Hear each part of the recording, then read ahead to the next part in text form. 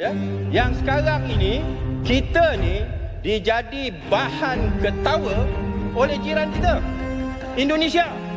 Indonesia yang dulu kita pandang remeh, kita pandang rendah, ya, sebagai negara pembekal buruh kasar, pembantu rumah, ya, masyarakat yang kurang maju, kitalah yang paling maju di kalangan rumpun Melayu dan sebagainya.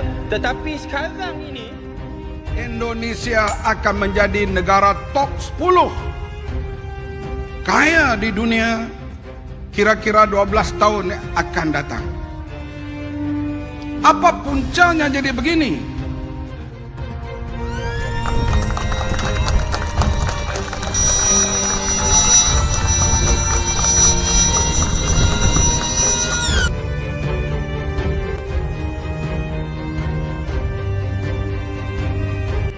Warganet atau netizen Malaysia puji positif pembangunan jalan bebas hambatan atau tol Trans Sumatera di Indonesia. Bahkan pejabat-pejabat Malaysia terkagum-kagum dengan gebrakan infrastruktur yang sangat berkembang pesat di Indonesia.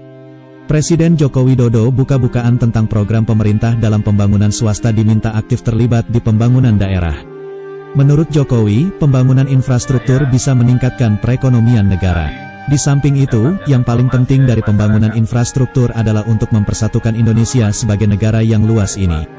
Sebab menurut Jokowi, dengan membangun infrastruktur yang merata di seluruh Indonesia, tidak akan ada lagi daerah yang merasa terisolasi dan tertinggal dari daerah lainnya. Yaitu keadilan sosial bagi seluruh rakyat Indonesia. Pasalnya, seluruh aksesibilitas menuju daerah tersebut bisa terbuka dengan adanya pembangunan infrastruktur tersebut. Kendaraan dan pasokan barang pun yang tadinya sulit menjadi lancar akibat pembangunan infrastruktur tersebut. Semua ini dimaksudkan untuk meningkatkan konektivitas, membuka keterisolasian, memudahkan biaya logistik. Jadi ini bukan saja soal mempercepat pembangunan ekonomi tapi untuk mempersatukan Indonesia. Reformasi tegas yang dijalankan sejak awal pemerintahan Presiden Joko Widodo telah meningkatkan kepercayaan pasar terhadap program ekonomi pemerintah. Berkat tambahan anggaran dari pengalihan subsidi bahan bakar, pemerintah kini dapat mengalokasikan lebih banyak sumber daya bagi infrastruktur yang diperlukan untuk membangkitkan dan mendiversifikasi sumber pertumbuhan ekonomi. 9 km. Ini adalah jalan tol terpanjang yang pernah saya resmikan.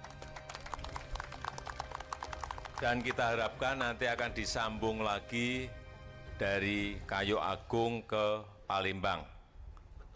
Dan Palembang ke Betung.